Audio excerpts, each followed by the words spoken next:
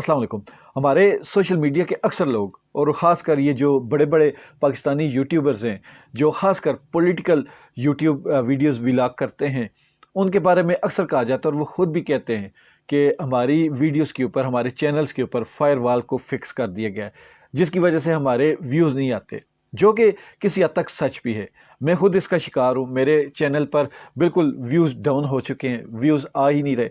तो ऐसे में इमरान रियाज खान साहब वो वाहिद पाकिस्तानी यूट्यूबर हैं जिनके व्यूज़ की तादाद अगर न्यूज़ चैनल्स के हिसाब से देखें तो उन चैनल से भी सबके मिलाकर भी इमरान रियाज खान के व्यूज़ सबसे ज़्यादा बनते हैं और सबसे ज़्यादा इमरान रियाज खान को ही टारगेट किया जाता है।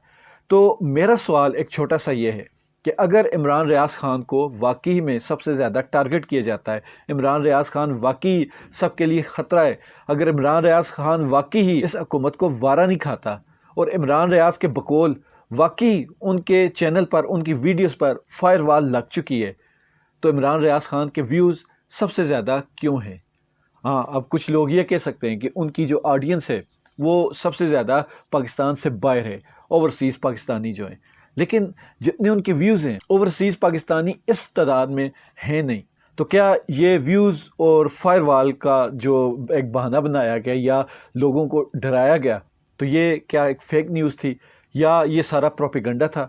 तो मुझे एक चीज़ की समझ नहीं आई कि इमरान रियाज खान की जो डेली व्यूवरशिप है, हम मंथली पे बात नहीं करते, हम एनुअली बात नहीं करते, जो डेली उनकी व्यूवरशिप है, उनकी तकरीबन 2 वीडियोस डेली की आती हैं और उन पे 600 से लेकर 8 और 900 के तक उनके व्यूज़ आते हैं। मतलब कि डेली के 6 से 8 लाख व्यूज़ आते हैं।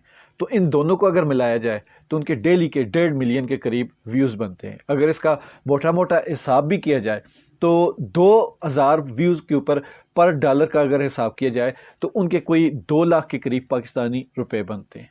तो ये कैसी फायरवॉल है, ये कैसा एक प्रोपेगेंडा है कि इस वक्त जो हुकूमत का सबसे ज़्यादा मुखालिफ समझा जाने वाला बंदा है उसके व्यूज़ सबसे ज़्यादा आ रहे हैं। अगर आप में से किसी बंदे को ये साइंस समझ आए तो मुझे ज़रूर बता दीजिएगा।